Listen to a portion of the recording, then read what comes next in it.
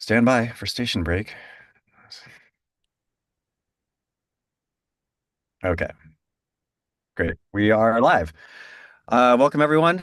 This is Jake Litke, CEO of MediaGel. I'm your host today for another episode of Cannabis Marketing Live. And today we have Josh Lamb, the founder and CEO of High Rewards. We are going to be talking about loyalty and a bunch of other things related to that. So, Josh, welcome. Thank you for taking the time today. Thanks for having me. Some of you may or may not know about High Rewards. Josh, when did you start? When was the founding date for High Rewards? So our official incorporation date was September 2023. Okay. Um, we had an initial angel raise and we started building the app in November of 2023. We launched nationally October, so literally a year ago, almost on the dot, October of 2024. So it's been a wild ride, Yeah. to say the least.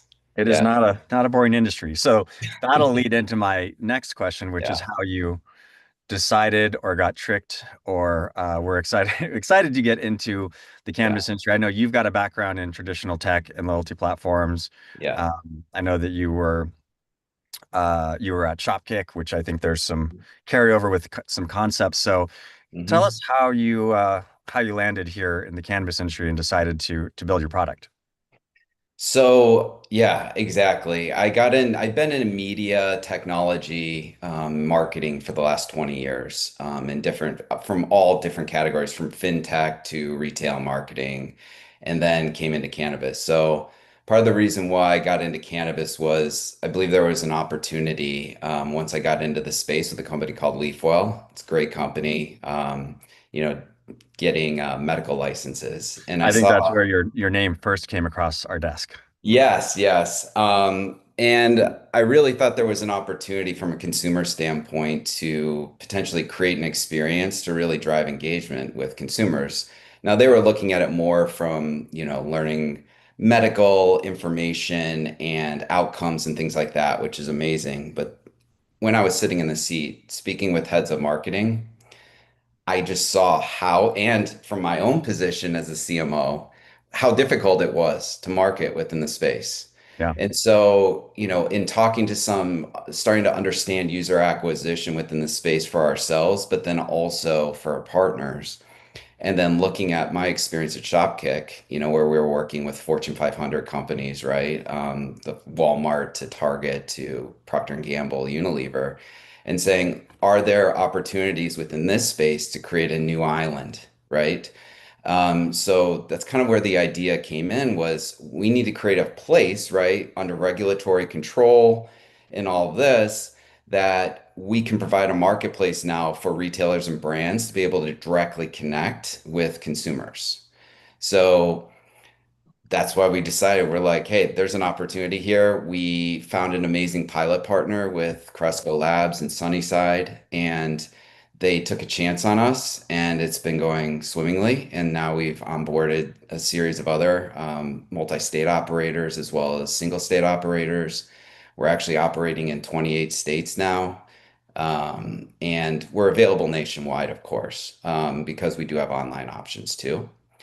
But what we've seen really is massive engagement by a user base that clearly wants this, and they understand it from apps like Fetch and Shopkick and things like that. But we've created a new marketplace now that, brands and retailers can now engage with people proactively, and don't have to worry about getting pulled over nitpicky things that third-party platforms like Meta and others just decide arbitrarily that, they're not going to allow you to market. Yeah. Now, so when you were going out, obviously you had to go get some funding, you had to build the product. Yeah. Was it helpful to be like, it's like Shopkick for cannabis, and also, by the way, built Shopkick? Was that a helpful thing, or did it? Because it is nice Yeah, that you have a very specific way of explaining because there's existing successful use cases in other industries in the broader market, absolutely. right? Yeah, yeah. And, I also worked in a company for a brief time as well as they were growing, and I helped them grow in fintech. And it was a similar dynamic of gamification Yeah. meets a reward system, right? That ultimately gets redeemed for something, right? Yeah. In some cases, it's for financial services. In other cases, it's for gift cards. So I Yeah. had a really interesting opportunity to see multiple industries and how they leveraged a rewards marketplace for a specific outcome. So from a Shopkick, it's an amazing company. I love my time there. But there are also a lot of opportunities in general from the whole dynamic of gamification within kind of a reward space that I felt that there were opportunities to improve upon and take those learnings and put it into high rewards. Because ultimately, high rewards, Jake, is for the 21 and older community in general. It's not just cannabis. We're starting with cannabis, but this is about a larger consumer marketplace that has a lot of restrictions, not as restrictive as cannabis, but obviously things like alcohol, tobacco alternatives, anything that requires an 18 or 21 and above. Yeah. That's what we really are focused on building. Yeah, I mean, our business is somewhat similar. We're focused, a lot of our business is cannabis, but we work in other regulated markets as Mhm. well. So now let's take a step back and talk about, and you mentioned marketplace. You have built a marketplace because there's two sides to it. You have the Yep. consumers, and then you've got the brands and retailers. Right. Let's start with the consumer side because Yes. distribution is important. Um, Absolutely. I download your app. Why do I download your app? What am I getting out of it? It's a simple value prop.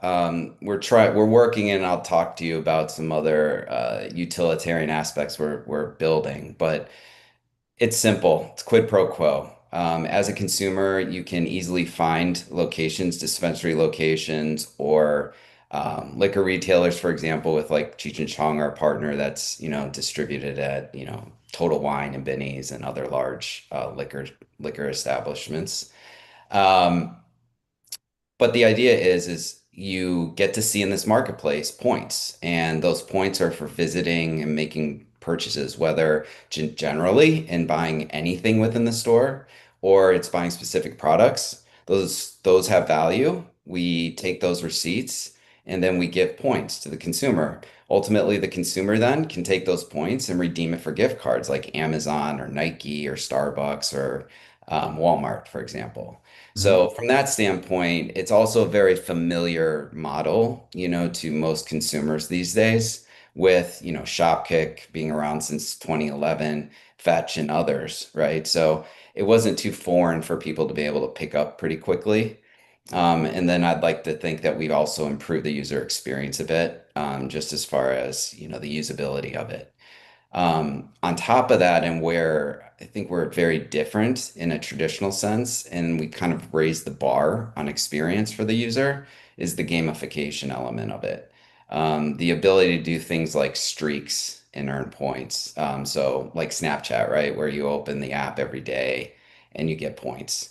And you want to keep that streak alive. So we have people that have done it for literally 200 days in a row, things like that. And we've only been around, mind you, and we didn't even have streaks until, a few months after we launched last October. So Do you have people love that. Do you have anyone other than the people on your team that have had a consistent streak since you started the streaks? Is there like one Oh my person God, on day one is trust me, we're the most inconsistent because we're just like running around with our heads all the cut off all the time, right? yeah.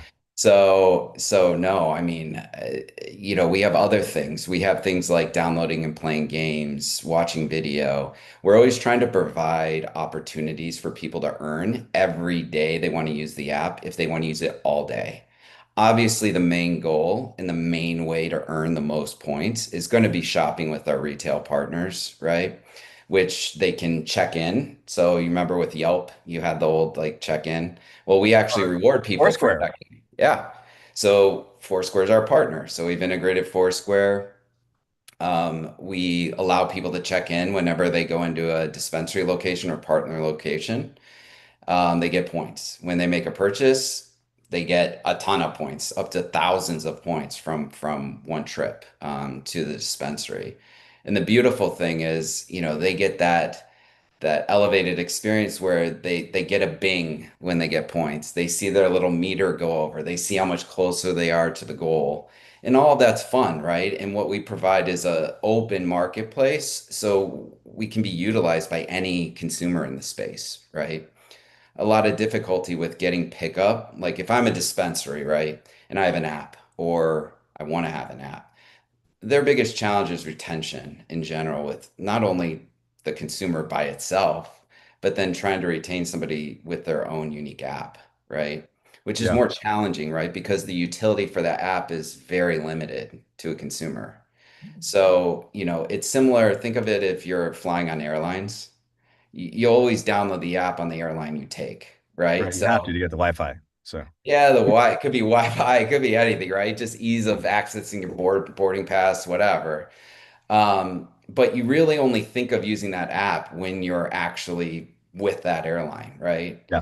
So what we do is we're essentially creating a rising tide raises all boats, right? In the sense that we're creating a larger space that can collect more people, keep them engaged every single day, literally.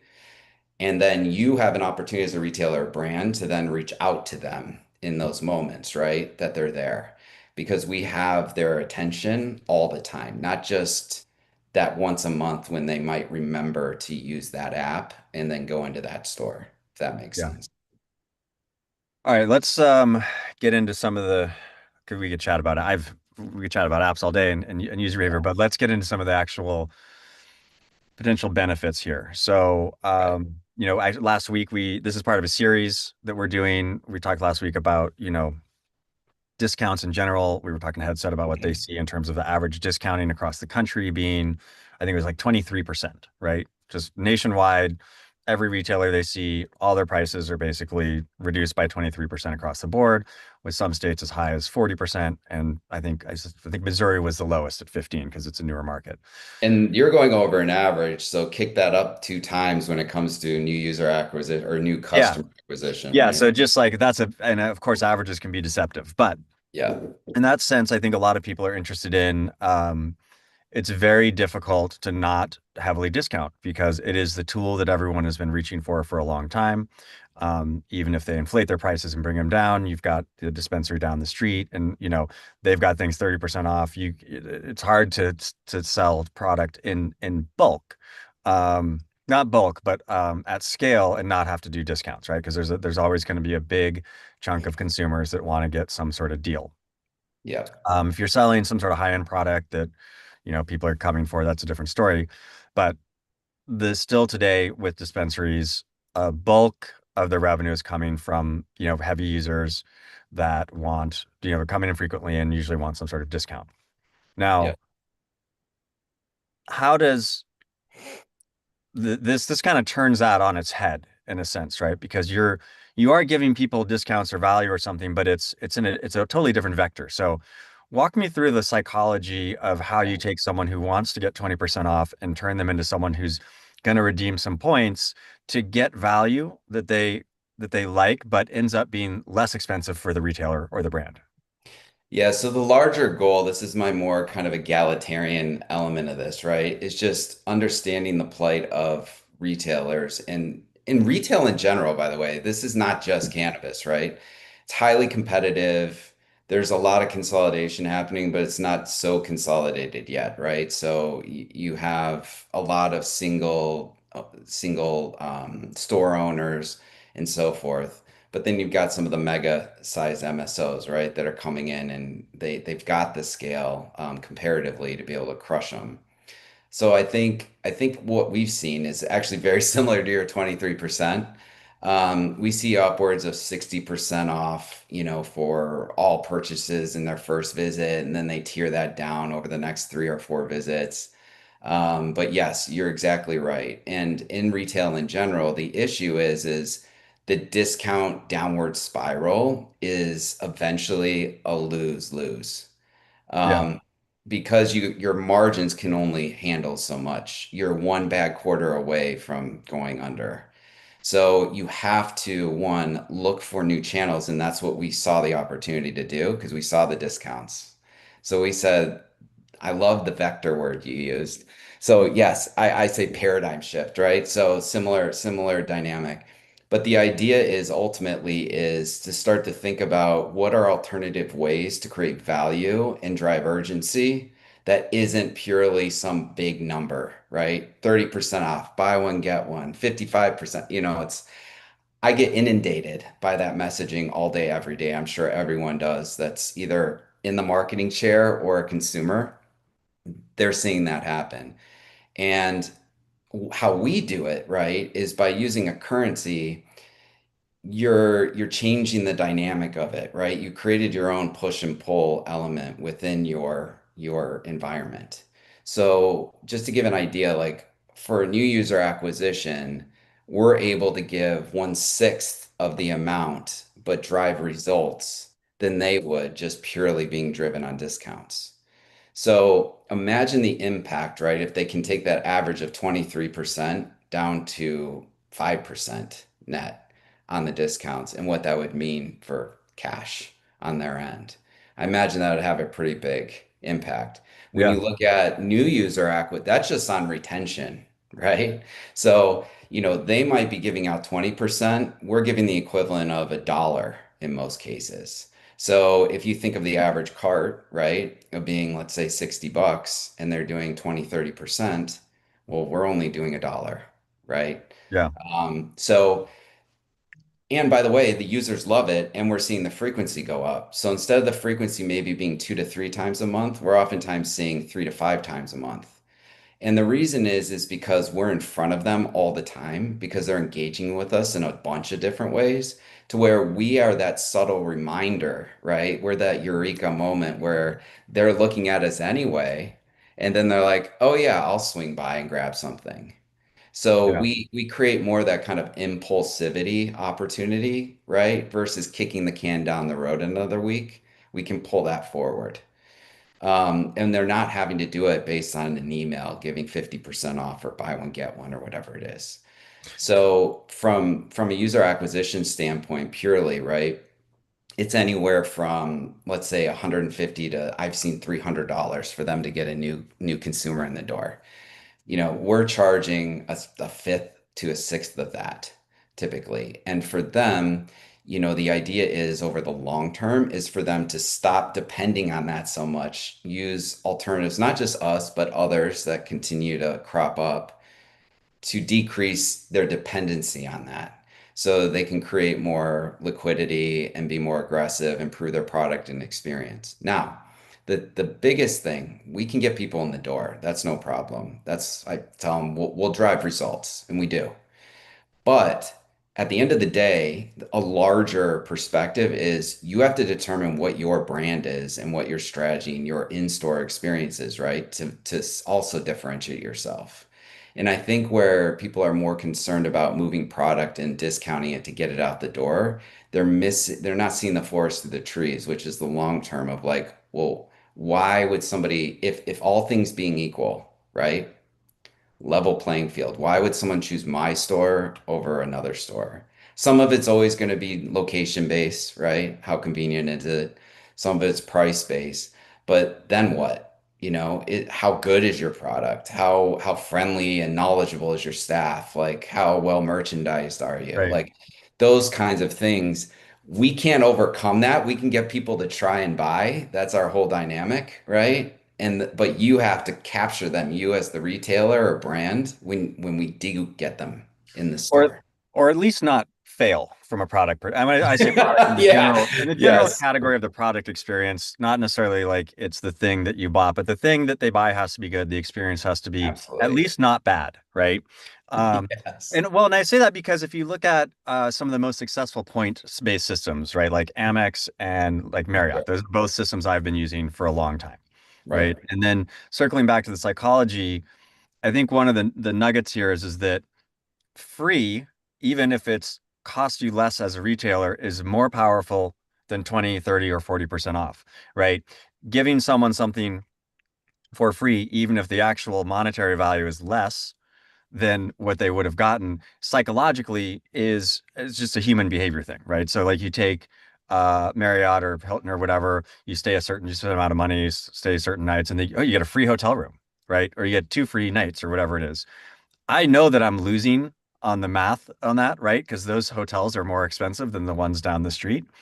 But like it doesn't, it's kind of a human psychology loophole of like I could give you $20 off this order, or I could give you this $5 coffee mug for free, and you will take the $5 coffee mug frequently, right? I'm just giving Yeah. an example. No, no, it's completely right. I mean, listen, what we do is we really tap into the idea of progress and a sense of ownership. What you're speaking about, right, is and I used to do this with frequent flyer miles and so forth, is I'd love to keep up with my status, see how many miles. You become Yeah, kind of miserly like Gollum in Lord of the Rings, where you're like, you don't want to spend any because you would just want to see how high you can get the total, which we see all the time. And I'm like, man, they need to start spending these because they've earned $150. I don't want that sitting on the books forever.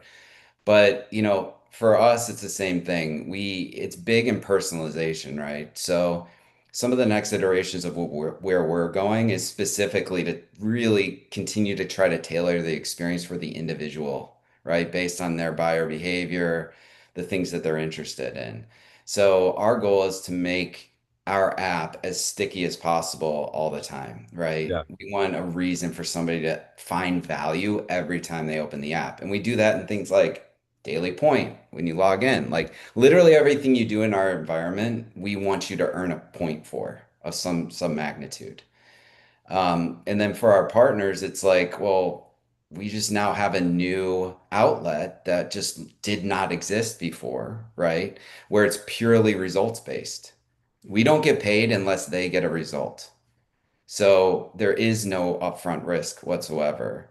And then when we work out any kind of pricing deal with our partners, they have eyes wide open of literally what their result is going to be. Just in the last few months, we've seen an average of about $6 net profit for every dollar spent with us. That's on new and returning. yeah, So you know, it's been amazing to watch because you always start these things with a thesis. You're like, okay, I've seen this kind of work. A lot of questions I get when we were trying to raise money is like, why do you think this will work here? And I said, well, I'm just going off of basic human behavior and like what I'm into and what I've seen are issues. And then we try to solve those issues. I think that's the biggest thing with any business is what problem are you actually solving for people, right? yeah, And what we've really tried to do is make ourselves a no-brainer for both sides of the marketplace to, of course, they're going to use this, right? There's no downside. For the consumer, it's literally money they would never have gotten. And then from the retailer, they have a much better way of scaling UA at a much more reasonable cost that has tied inherent value, like immediately. So, yeah. So you've got a good gamification engine. You mentioned yep. streaks. Streaks are incredibly powerful. I listened to a long conversation. It was with someone at Duolingo, I don't know, product officer or someone, and they went into great detail about the amount of time and energy they put into the streak concept. And as someone who's used Duolingo off and on over the years at failed attempts to learn a variety of languages, the streak does get you, right? You're like, oh, you're gonna lose your streak, and then the owl's gonna cry, and then he'll be sad. Um, so this it sounds like the streaks are working well for you from a gamification perspective. You've got check-ins, right? So Yep. you've got sort of the real world interaction piece.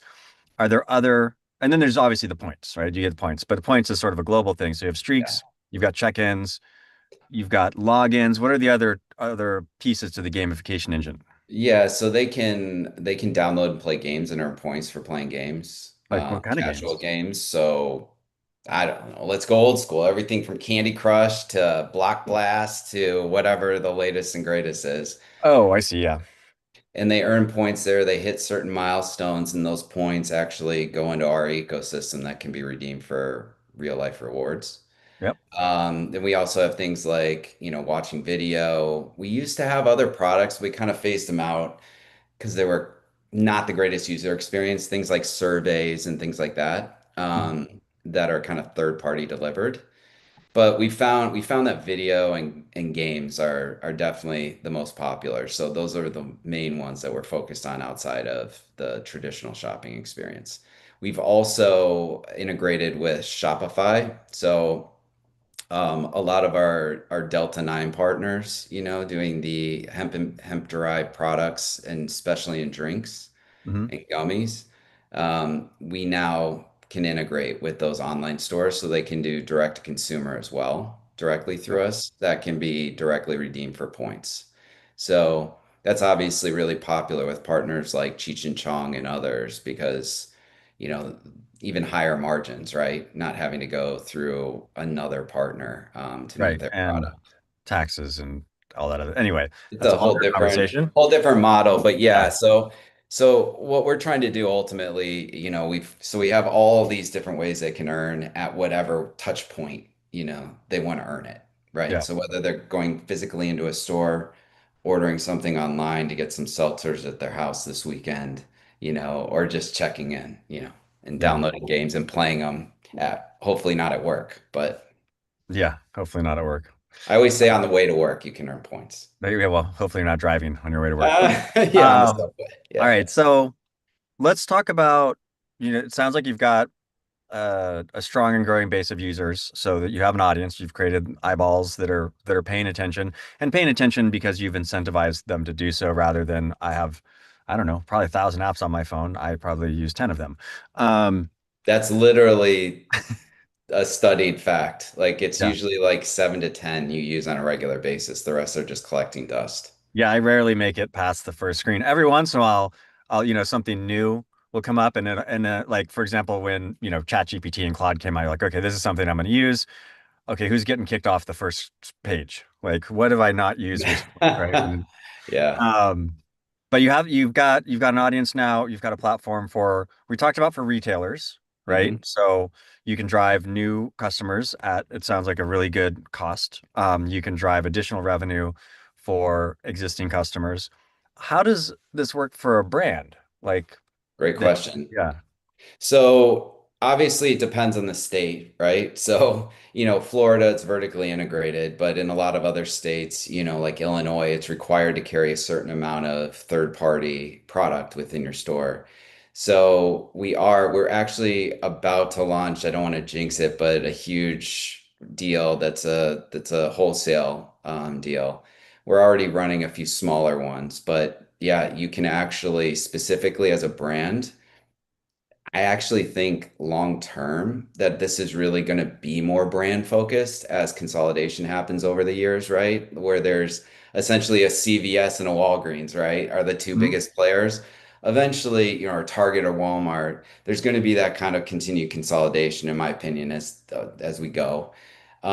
So it's really building these brands and brand awareness because at the end of the day, I think, there'll be two winners for retail but then there could be a lot of winners for brand potentially. So making that investment.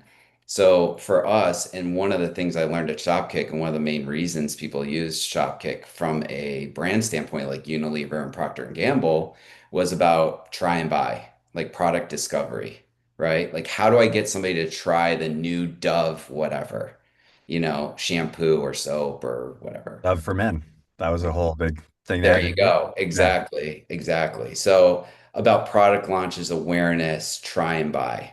So that's what we're going to start doing, and we are doing, but at a much larger scale nationally with some major wholesale brands.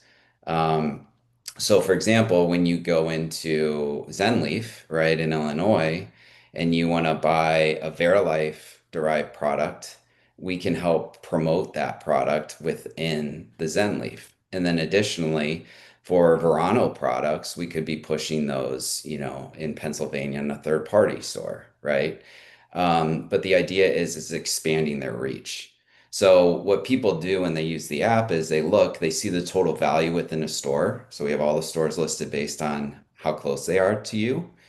They can see, oh, there's 10,000 points in this store. They click into the store and they see either receipt values or the products specifically that they could be buying and earning points for. Well, hold on, back up a second. You said Yeah, who can see 10,000 points? I didn't get that part. anybody using the app. So But then, I if mean, they're you, available to get. yeah, Oh, I yeah. see. Okay, So so you it's could like literally, yeah. literally like a bank on the map of like, there's points here for you to go get. Oh, that's the whole marketplace, right? Yeah. So you see all the locations near you and you see how much they're worth.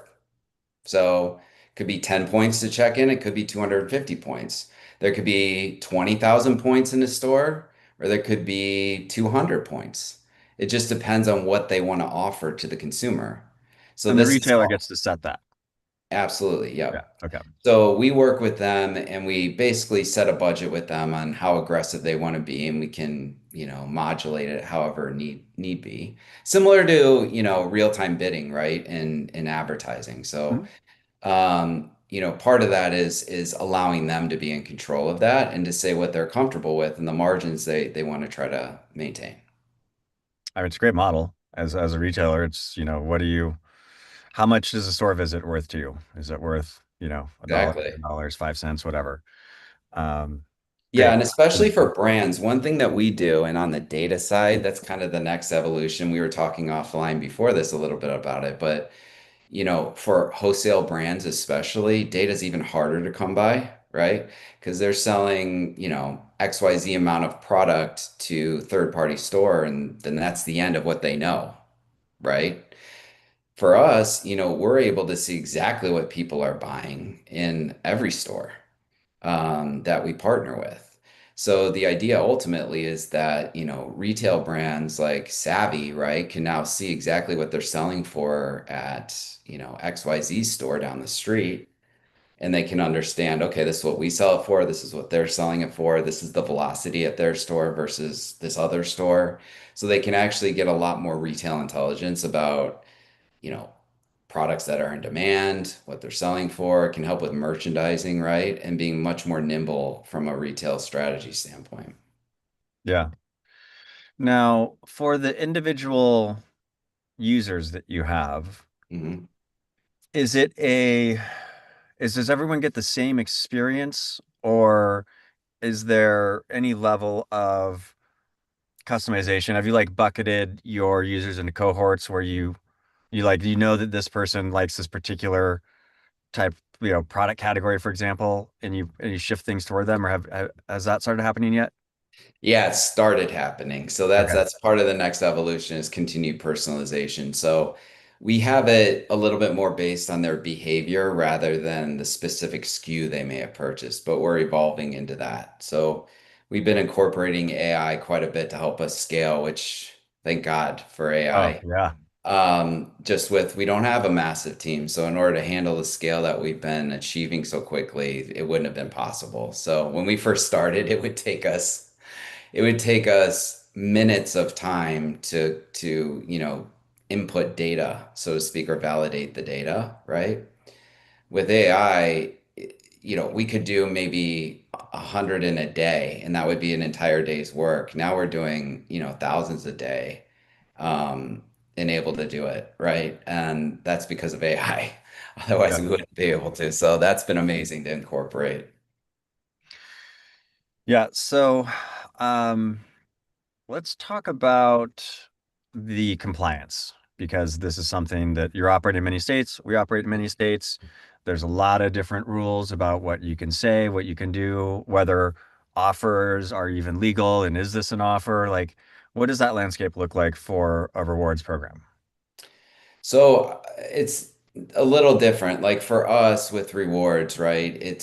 We're a little bit different than traditional rewards like you would think. We're not rewards in the sense that we compete with Verano's rewards program, right? Or Cresco's. Like they have Yeah. their own. It's like you going into Walgreens, right? And having a Walgreens account, but then you also have your credit card, right? Your Yeah. Amex. We're more like the Amex in that sense, right? So we we offer people the ability to earn points in any number of ways versus it being just there. Now, in each location, we're all geolocation based. We are also age gated.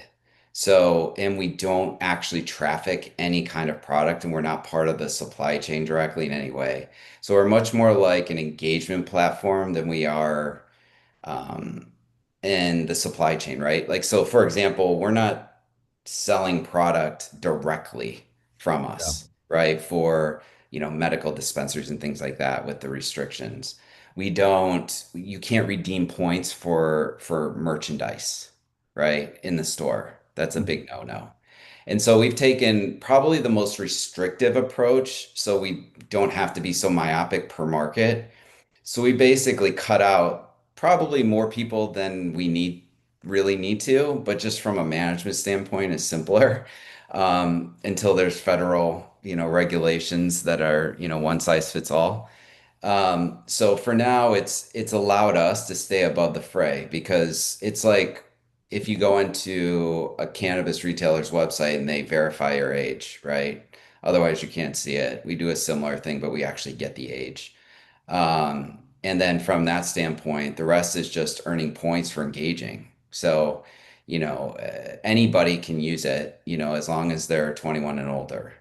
Um, so that's how we get around. So there's no compliance headache, right? I know that, and Nope. we work with MSOs as well, and some of them have, for good reason, aggressive compliance departments, and there's Of course. frequently a long conversation about, what it is that we're doing. The age gating is obviously an issue, or in our case, Right. we're targeting based on age. Um, but that does make it a lot easier for someone to get their Yeah, age. we're a closed ecosystem, right? So where you have to deal with it, where you're going on various third party, outlets that are open to people a lot of times of any age, we don't, right? Yeah. So ours is closed and it's also geo restricted per state. So, you're only going to see stores, for example, within 25 miles if you're in that state. Okay, that makes So sense. you're not looking even nationwide. So we try to keep that pretty tight so that we don't have any spillover. All right. Well, this all sounds very compelling for both brands and retailers. What does it look like from a budget perspective if someone wants to get started? They're like, all right, I want to try this out. What does that look like? Is there a minimum commitment? Is there a contract? Like, walk me Yeah, through the so onboarding. Let's say I got, Jake's awesome dispensary, and it's also I have my, my brand of edibles or whatever. Let's just say I've yeah. got both those things. How do I get started, and what would I expect to see? Yeah, so it's really simple. It's literally whatever you want it to be because we're pay as you go, so to speak. So we have recommendations based on different markets as far as what we would say we could project out of the gate, in the first couple of months of how many conversions, and this is what you could expect on the conversion results. But Yeah. again, since we're tied directly against dollars, they literally have to make a purchase to earn points. Yeah. We have minimums for that. The risk is null, right? So from that standpoint, we work with any size. We've typically, honestly, just from a scale standpoint, have worked with some of the larger MSOs that have larger coverage over the state as we continue to grow the audience. Mhm. Um, but we can work with single operators. But honestly, the bigger dogs are the ones that we're more focused on at the beginning because they have larger coverage over the state, right? Because our audience is literally covering the entire state usually. Obviously based on concentrations, normal population dispersions.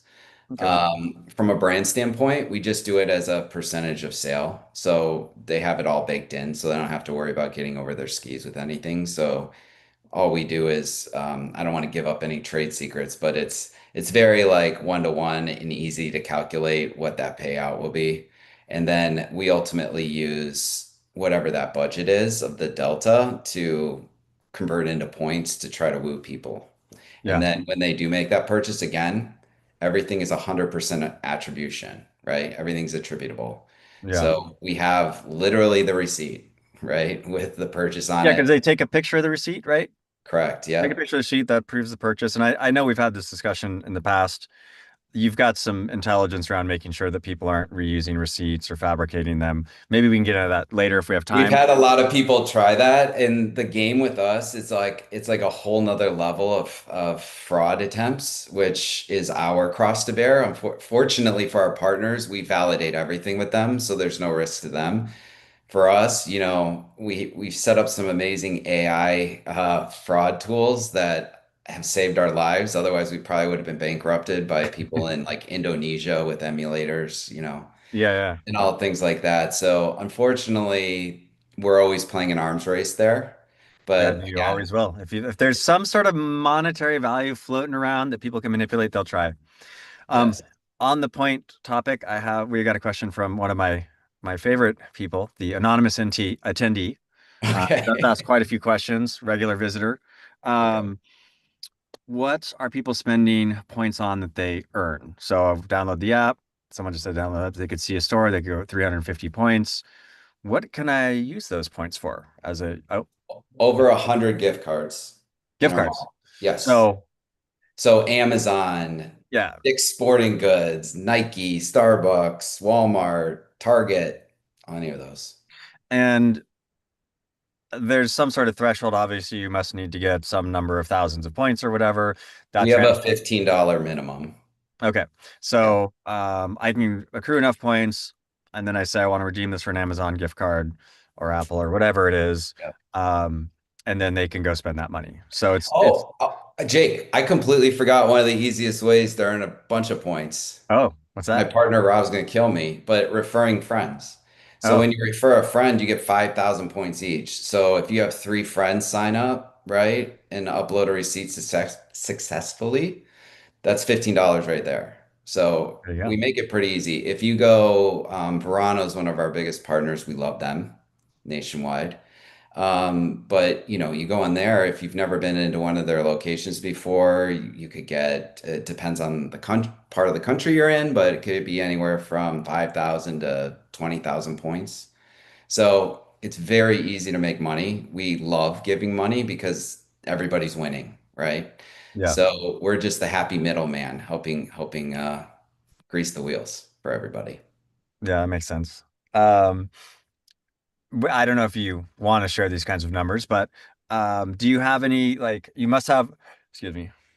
No, thought I was gonna sneeze. Guess I'm not. Now it'll Uh, happen. Do you have like your kind of power user like do you have some people on your system that have gotten a lot of gift cards? Yes, yes, we have. We've had people, I have to actually look at, we kind of have a leaderboard Right, internally yeah. of like super users, but we've had people over $500. Really? Yeah, like legit, like earning legit money. And they do everything. I mean, literally, they're downloading, playing games, they're watching videos, they're inviting friends, they're going into stores. We've seen a lot of amazing, it's really interesting actually. So, we see customers all the time, right? One of the biggest gets that most of our partners want is a new customer, right? The Yeah. Everybody wants that's new the customers. crown jewel, right? Yeah. Um, and so watching people's history with us as we're onboarding new partners, right? And watching them and their buying history at other retailers, and then all of a sudden now they're going there. And we're like, that's gold because you just converted somebody to your store, and then ultimately to show them repeatedly going back. That Yeah. that to me is the kind of result that everyone's dying for. And I'm like, all right, this is working, right? So again, any partner can be on our platform. It's literally pay for performance, right? So unlike some other platforms where you just don't know ecosystems, you just don't know what you're going to get, you just hope Yeah. for the best, but you're still paying. Ours is 100% attribution. So, Yeah, we have, I mean, our core sort of offering that we've had for a long time, what we built our business on is on attribution. mhm. And more recently we've integrated directly with the POS and sales systems. So you can Yep, tie things to sales directly. And when we did that, we were actually able to manifest like an entirely different layer of information, which is what happens with your regular shoppers, the people that shop every 60 days or 45 days yep, or whatever your definition is of a regular shopper. Uh, yep, and it turns out that by staying engaged with your consumers, in our case, it's a push, right? We're pushing ads out.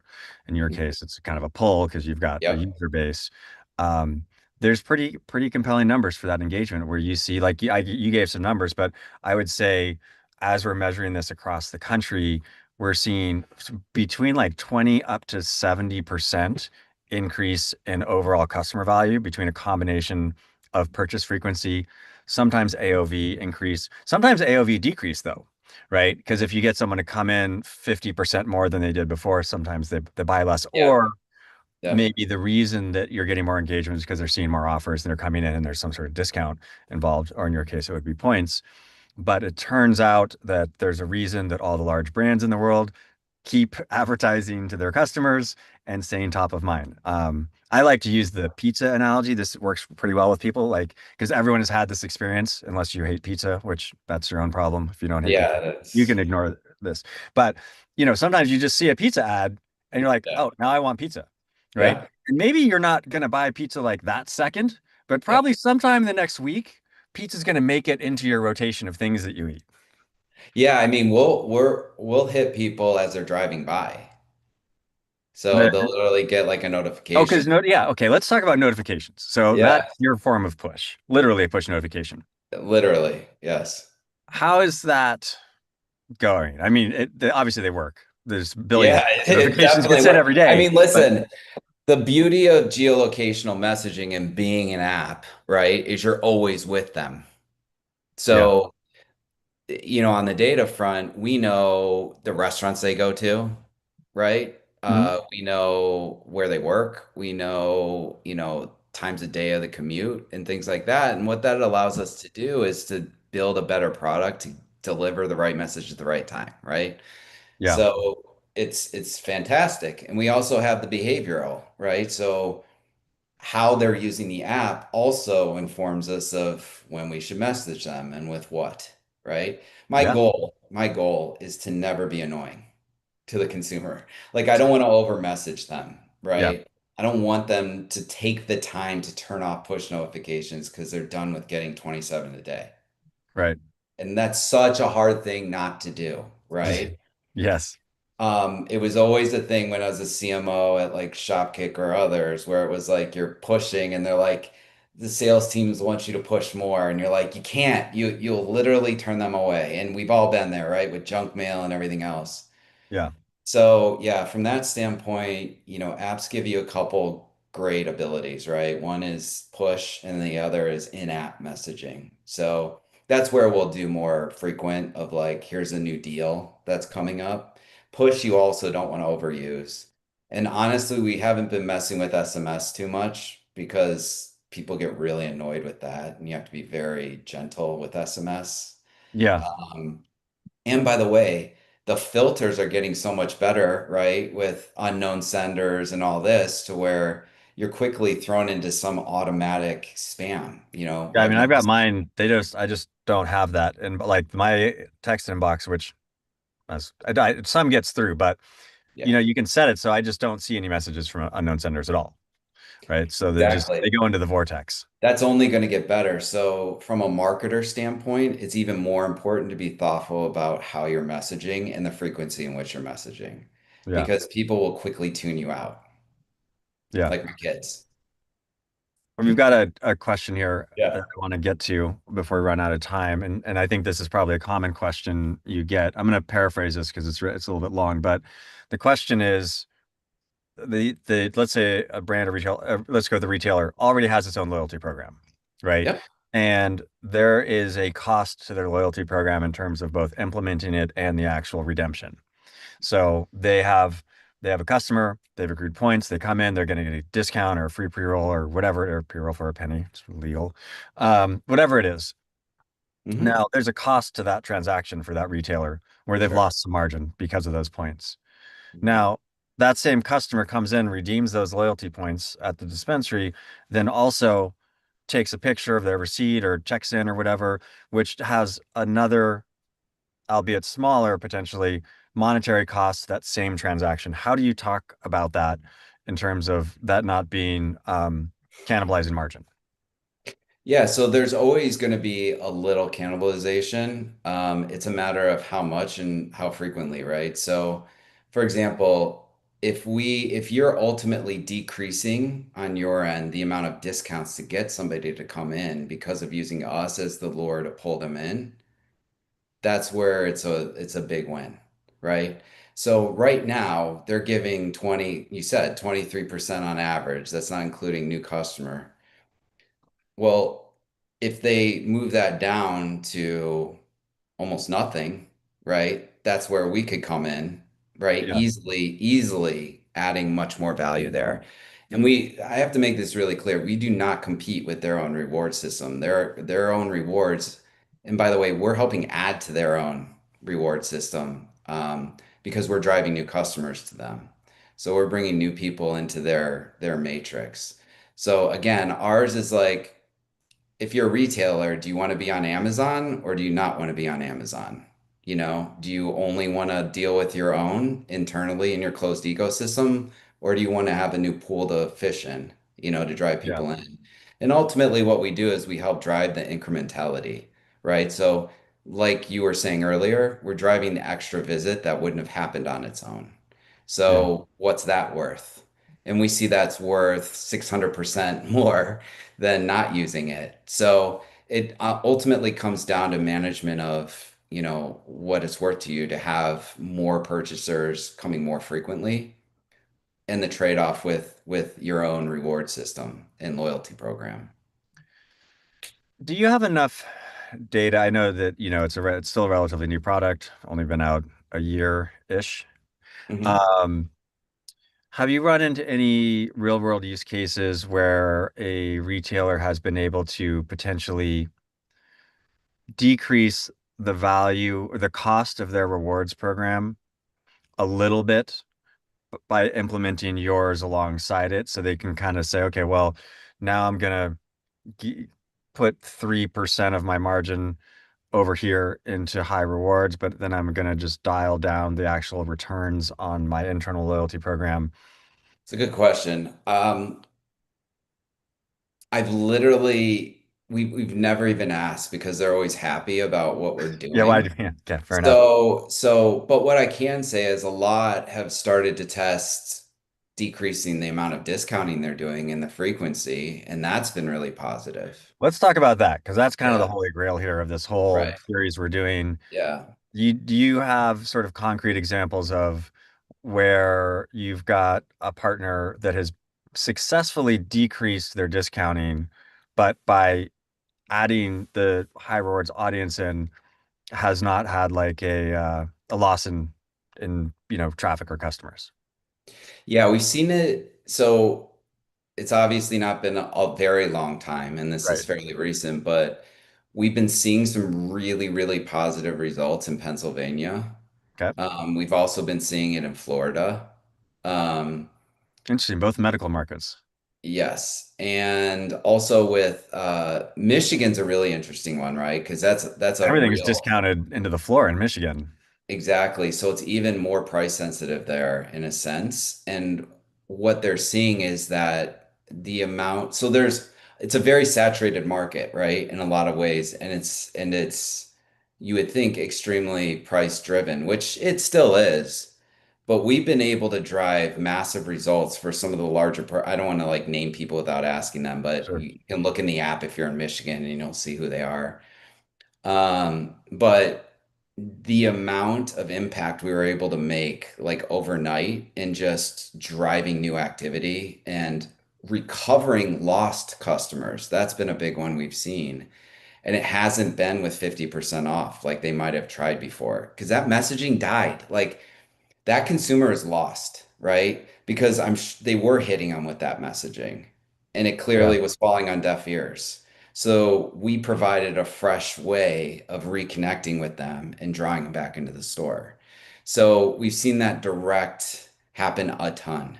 So we've had one partner go from we launched with 13 pilot stores, now they're increasing it to all 40 because they were curious to see, well, is this really going to do anything? Will our margins survive? Is this good, right? So they wanted to test it, and they've seen what they needed to see. We went from one partner in one state in 6 weeks to 12 states to every one of their stores after 6 weeks because they just saw the difference. It was just so clear. And then when they realized when they're paying us, they're like, we probably should charge more because they're like, this is a way better deal for us. And I don't have to worry about going to my CEO and saying, yeah, I just spent 20 grand and we got nothing.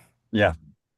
So for them, it's going to be on average 6x the 20 grand with us, right? So So going to it's them the saying, easy hey, we sell made a, to the yeah, CFO. Exactly. So, and I know people are fairly risk averse, and this market is obviously because of the restrictions and basic tax write-offs, right? Yeah. You have to get ROI. If you don't Yeah. get Yeah. ROI, you're done. Yeah. So that's when we were building the model, Jake. We were like, no integration needed up front. We can, but none up front.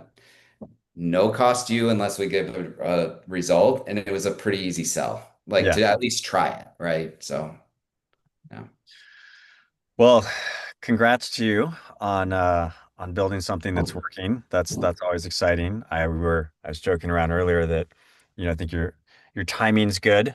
At where the mark. I mean, there's a lot You're of. a pioneer. You're a pioneer, Yeah, Jake. well, I've got some scars from pioneering that maybe will never go away. But Yeah. we're still here now, and things are going well. But I do think the timing is good for where the market is. Yeah. There's obviously a lot more states now. Yeah. There's been some maturity in the companies that are still around and doing business, both in terms of figuring out some operational, things that work, and as well as I think there's a lot of more talent that has come into the space from other industries. You're an example of that. We we've seen that, by the way, and I can't tell you how amazing it's been to see. I mean, because we have people that are really savvy, really understand this, who have reached out, by the way, to some of the traditional ones kind of in our space, and they just won't work with them.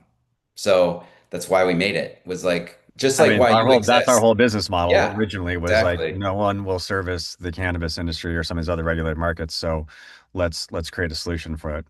Exactly. You're just solving a need, right? So that's all we're doing in a different dynamic. And we love working with you guys. I mean, you guys are amazing. So Yeah, it's been great. I'm glad that we got introduced a while back, and I'm yeah. also excited about some of the stuff You're we. one of the literally one of the first companies I was introduced to when I came into cannabis was we're thinking about using these guys. Will you look at it? And I'm like, yeah, because you can't advertise anywhere. So Yeah.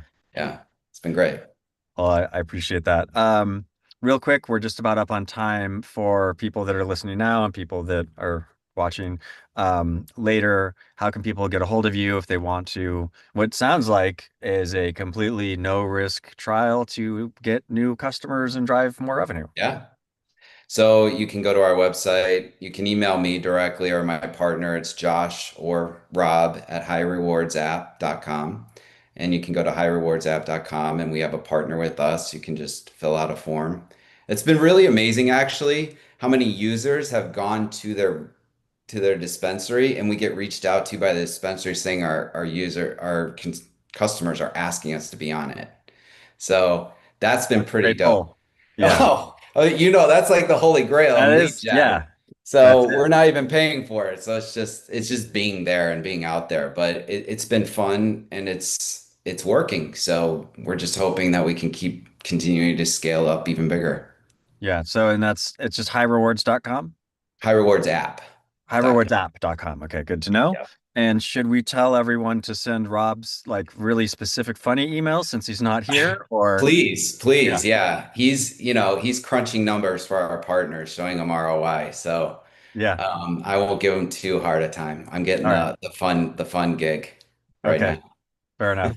All right. Well, Josh, thanks for taking the time. Again, congrats on building something that seems compelling, has got some legs, and is driving value for marketers in the cannabis space, which we love to see. It's been hard for everyone. So I'm telling you, I'm feeling bullish. I feel good about it. I feel good. good. Love to hear about successes in the cannabis industry. So. Yeah. All right, Jake. Thank